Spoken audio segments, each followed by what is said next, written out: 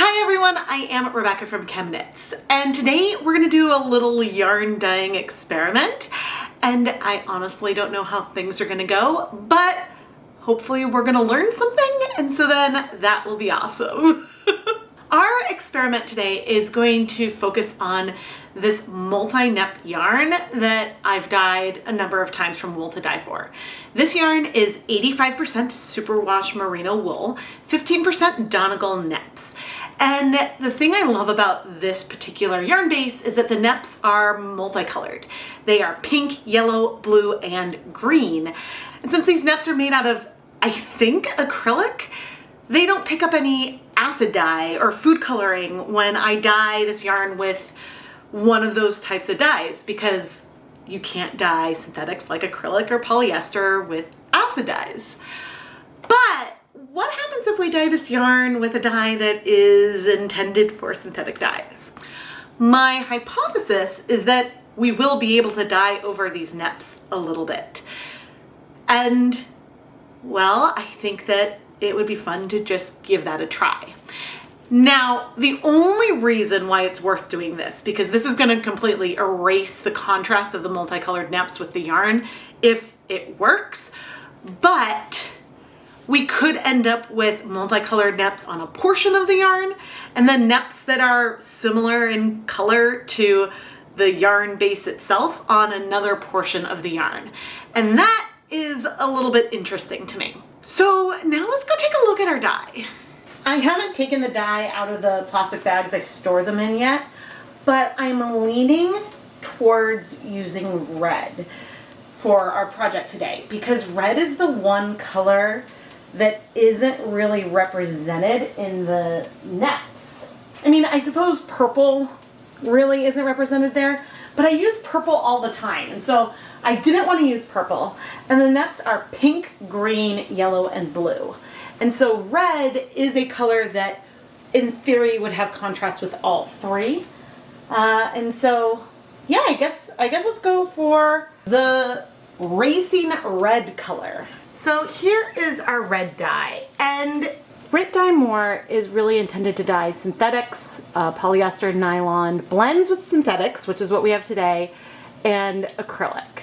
Now, the instructions say a lot of things, and I know that we want to keep things as hot as we can, but there are a few other things that I don't know how we want to deal with. I figured I'd bring over that pre-soaked yarn while we chat. So with Rit dye for natural fibers, you need to add acid to dye wool. The Rit DyeMore synthetic instructions have you add a little bit of soap, which I think is to help you get more even color coverage and maybe to help remove oils or anything on your fiber. I'm not going to be adding soap, but I think I'm going to start without adding any acid, and then we can reevaluate and bring in acid if we think that that's needed going forward.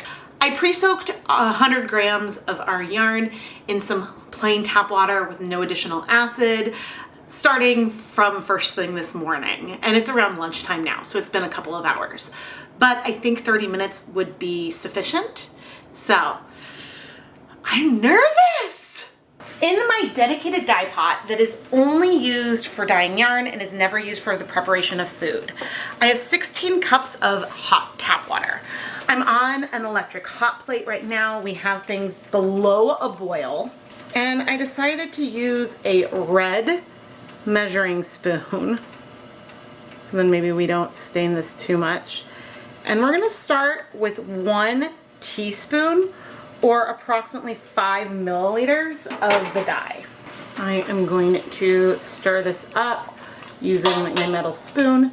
The reason why I'm so nervous is that the one time I tried dyeing wool with the DyeMore synthetic dye, I ended up with yarn I had to throw away because I couldn't get it to stop bleeding. And I really also should have checked the instructions that I've used in the past when it comes to dyeing acrylic yarn. I've dyed acrylic yarns before to see how much to use, but this is some color, not too much, and again, we can build it up. Because for all I'm trying to see if I can over dye these Neps, I don't want to ruin the yarn. And so we may as well go slow and build up the color to see where things end up. Now I also have a steamer basket on standby should we decide that I have enough color on our yarn and I want to finish heat setting. But let's get started. You know, it's funny because the recommendations that Rit gives as I dip in the yarn, this is really not that much color. The recommendations that they give are to dye something a solid color. So typically they have a lot more dye that they recommend. They recommend half a bottle. And so that could just be a lot. Now, so far, this isn't a lot of color. I think that we're gonna increase the amount of dye that we have in here. But I'm also not mad at this. And we don't have to do a traditional dip dye. We can let things sit and sort of see what happens. So I think I'm inclined to do just that. And let's leave just this end, maybe it's like a third of the yarn in the dye bath for 10 minutes. And then we can decide what we want to do. And so I've made some of these decisions a little bit because I could see that we're getting color on the yarn, but it's not soaking incredibly fast. So for all, like you see that color there on the yarn, there's still a lot of color in the dye bath. And I would say for now, the yellow is looking less yellow. The other colors are still their vibrant selves, but that doesn't necessarily mean that we've dyed the Neps. So let me set a timer for 10 minutes and then I'll hop in front of the camera so we can chat a little bit about what I may expect to see. I will say that with the yarn in the water, all I basically see is yarn with some like dark Neps. I don't see the other color through that red lens. So what might we see after the 10 minutes?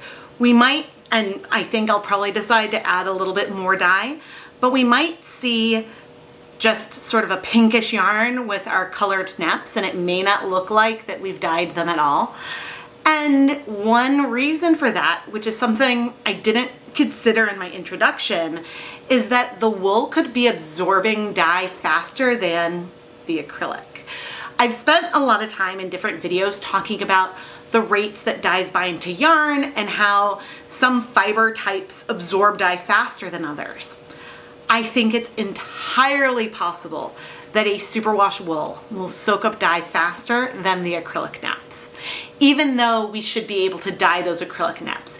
You typically need like a harsher condition for the acrylic to dye.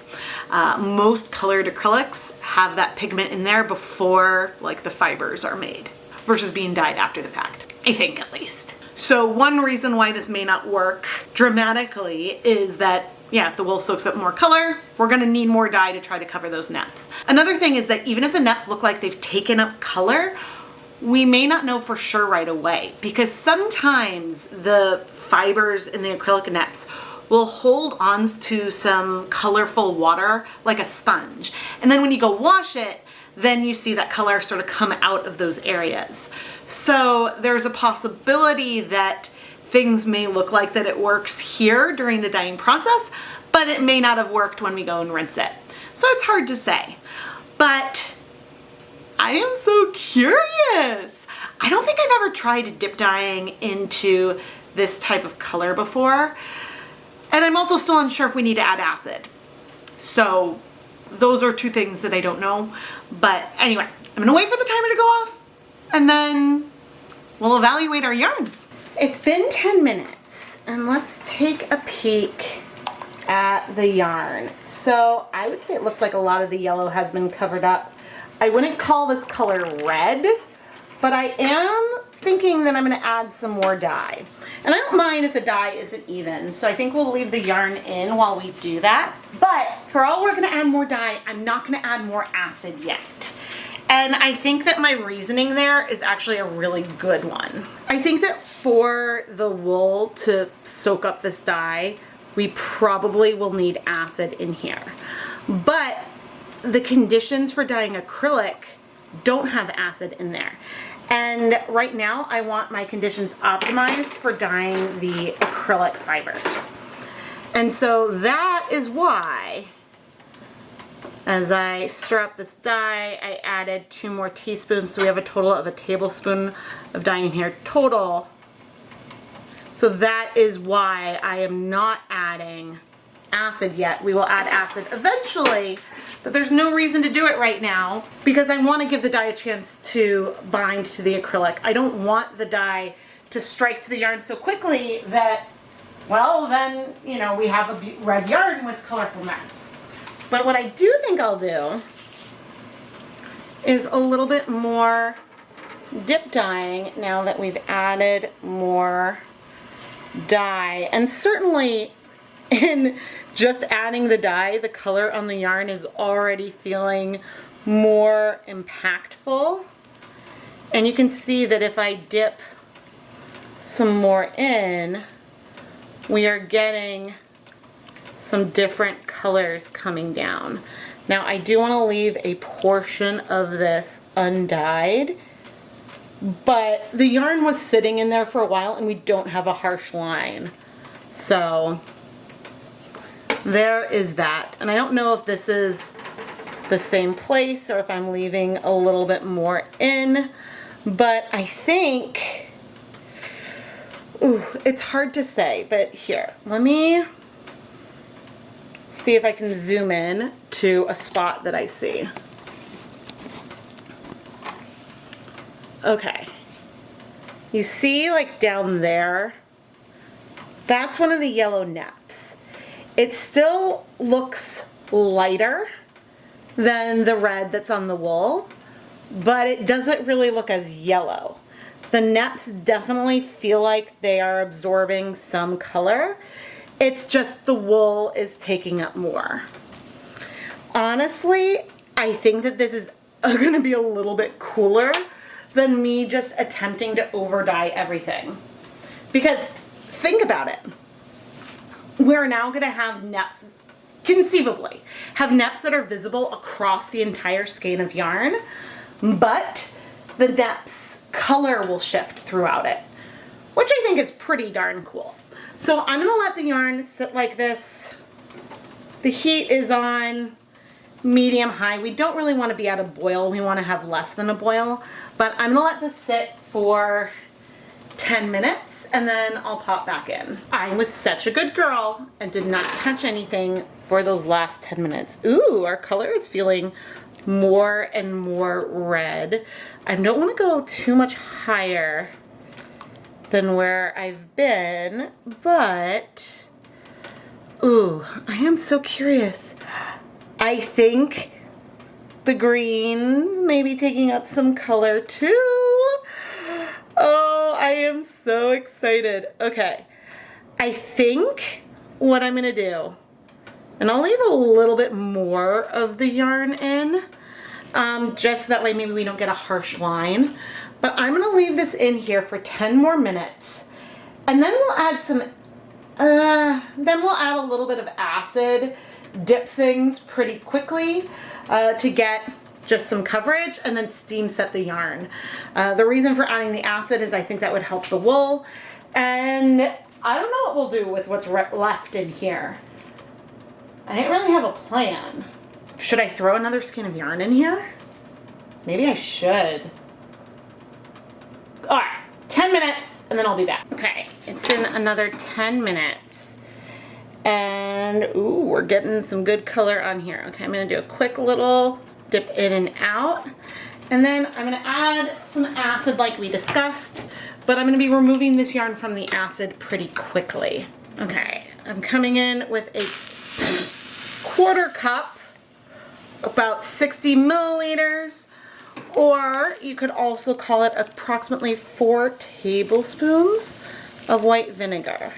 So I'm dipping, gonna dip a little higher than where I've dipped before, and then with my tongs, I'm gonna squeeze out the liquid and take this over to my steamer basket. I'll bring you over to the steamer basket in a moment, but first I'm going to take a skein of Knit Pick Stroll fingering weight yarn This yarn is 75% superwash merino wool, 25% nylon. The yarn is dry, and we're gonna slowly dip dye this in because I'm curious if I will observe color sort of like fast starting to strike, or if things will just still happen a little bit slow. It does seem like there's probably, I have no idea what primaries and things are like with the DyeMore synthetic, but I do think that now that we've added the acid, we are clearing the color. It was noticeably way more red. It was noticeably way more red before I started adding this skein of yarn, which means that I did not use, I think, an insane amount of dye, and I think that the integrity of both of these skeins of yarn will be fine, and I'm super excited about that. But yeah, almost all of the color is no longer in our yarn here. So I'm gonna add the yarn the rest of the way in, and I am going to heat set this for about 30 minutes, and then we'll remove it. But I'm glad that I decided to do this because I think it's interesting, and I now really do confidently feel that if you want to use the Rit DyeMore synthetic on wool to get the color to strike a little bit faster, you need to add acid. Which means that if we wanted to dye the acrylic, we made the right choice also. But anyway, I'll see you back here in 30 minutes. Let's go look at the steamer basket. This may make the camera really steamy. But see how I arranged the yarn with the darkest end here, and some areas are touching, but we have the lightest end up here. And it's hard for me to say if any of the color sort of wicked up, but because some of those pink areas give a very similar color of pink to it, I don't know, I just think that it's a little fun. But anyway, 30 minutes, and I'll be back. Okay, the 30 minutes are up. I'm gonna turn off the heat. Bring over the tongs so we can remove liquid. And I am seeing, when I squeeze it out, some color down there. Now, right now, straight from the heat, I see very clearly blue-green and maybe even some yellow, but to me the yellow looks a little more golden. So I think that we maybe took up some color, but less than the wool did. The wool took up a lot more color. But anyway, I'm gonna set this yarn aside to cool so that way we can wash it. And again, I'm trying to keep the darker area separate from the lighter area. And it's gonna be really hard to say if the pink, black, or if the pink, green, and blue took up color or not. But anyway, certainly they did not get completely covered. And you know, if the yarn didn't get completely covered, that's not necessarily a bad thing. It's just, you know, you could say like, well, if you use like 10 times as much dye, then maybe I would have covered up the Neps. But then maybe that would have been way too much dye for the wool, and so it could have overwhelmed the yarn to an extent where it would bleed and bleed and bleed, and it would therefore be not really usable. But the good thing is our dye bath pretty much cleared here. So I'm gonna set this aside to cool in its own container, and I'm using a separate container here so that way we don't get color transfer from one skein to the other. But then once it's cool, then we can go ahead and wash the yarn separately, I think. First, let's wash this multicolored yarn. And I'm curious if this will feel red in the end, but it feels quite red right now, and I'm very happy about that. And at the first dip, I'm not seeing bleeding, which makes me super, super happy. But man, I mean, I think it's hard, except for the yellows, which definitely feel different. Yeah, I think it's going to be hard. Okay, maybe there's like the tiniest hair of some bleeding. But I think with the exception of the yellows, we're going to need to wait till we see it dry to see what kinds of differences we see. I'm going to add some dish soap. We'll see if this causes any bleeding. But I think that the difference with the blues, I think that there is some difference. It's just it's really subtle, and so it's a lot harder to see. Oh man, even if we have a little bit of bleeding right now, I am so happy because this is nothing. Yeah, we've got some bleeding. Which, you know, I would have been surprised if there was none, but I fully expect that little amount of bleeding to resolve pretty quickly. This is nothing like that early Dyepot Weekly episode where I dyed all the yarn all together and could not get the wool yarn to stop bleeding. And the main difference is we use a total of approximately 15 milliliters of the dye. And yeah, this is like, there's not color coming off on my hands. This is really, really good because we saw a hint of some color come out, but really there's no color in there now. So I am thrilled. Okay, but see here what? There is one of the yellow neps, and here is a yellow nep. Now, the one thing I don't know, and I'm pausing a little bit about, is if the colors are a little more translucent when wet. So maybe we'll see more contrast when they dry, but the neps really didn't take up very much color. Like, I think they took up some, but definitely not as much as the yarn. And again, we could have pumped up the volume and added way more dye in here. I don't think that it would be worth it. I think if we increase the dye too much, and we could have increased it more if we wanted this red color all over the skein, but if we pushed it too far, we would have had something that would have bled and bled and bled, which right now we don't have. So anyway, I'm gonna take this yarn and we're gonna go put it through my spin dryer and hang it up to dry, and we'll wash the other skein. It's always encouraging when you get dye to exhaust and then there's really not that much pigment that's left behind. This means that we used a good proportion of dye to our yarn. Now, why do dyes like Rit DyeMore Synthetic recommend that you use so much dye for your projects? Well, notice how we got uneven coverage here as we slowly added the dye to the yarn to the warm dye bath? We have a color here that is not super even. Now, part of this is by design, but in theory, the more dye that you have present, the easier it is to get coverage over the yarn. And they market the dyes so that we can try to get approximately the intended color that you might see on the bottle versus trying to get a pastel. And I think they would say if you want a pastel, use less dye, which we did. But a lot of times, if someone wants to dye something red, you want to start with a lot of dye, but I don't know. I just don't like it when things bleed, right? That isn't something I like. And I didn't, you know, I tried following the directions there at the beginning. I'm not seeing any bleeding here in that first video, which goodness, maybe I should, I've started reacting to a couple of my old videos, maybe like one a year.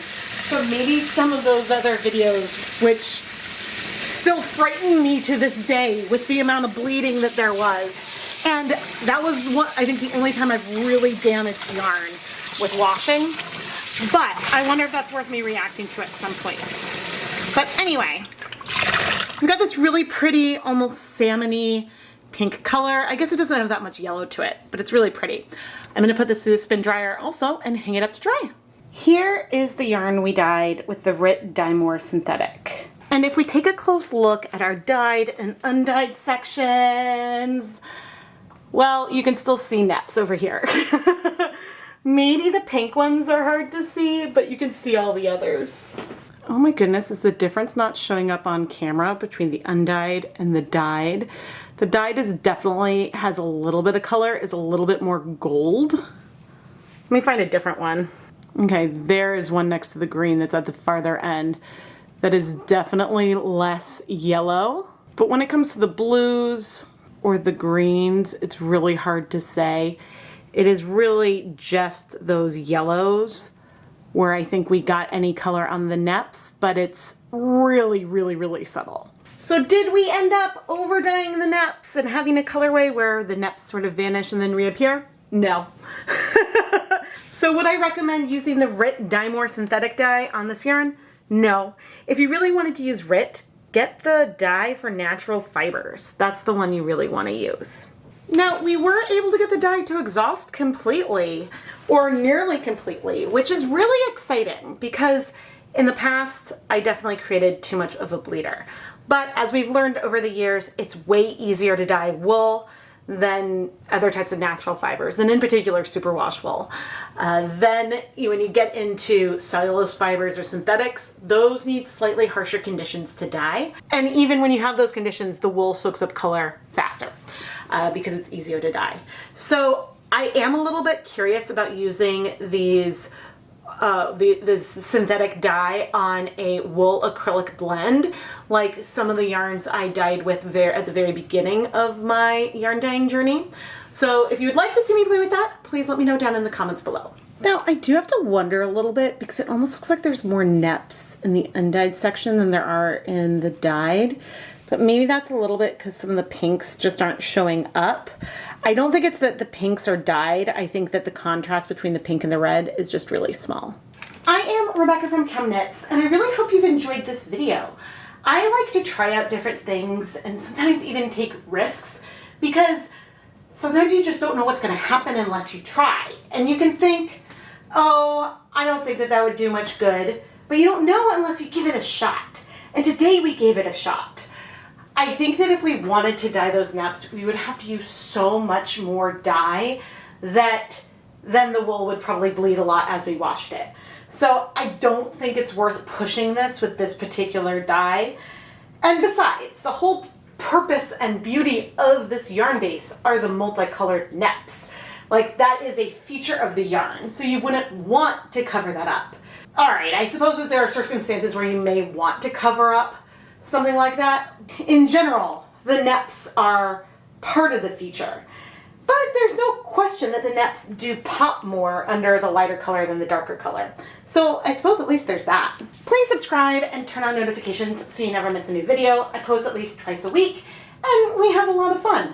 And make sure you check out the ChemKnits Creations Etsy shop for tons of beautiful hand-dyed yarn, including some very special mystery pre-orders, such as the 2024 ChemKnits Hanukkah yarn samplers. You can find more details over in the listings in the ChemKnits Creations Etsy shop. I am Rebecca from ChemKnits, and thank you so much for watching.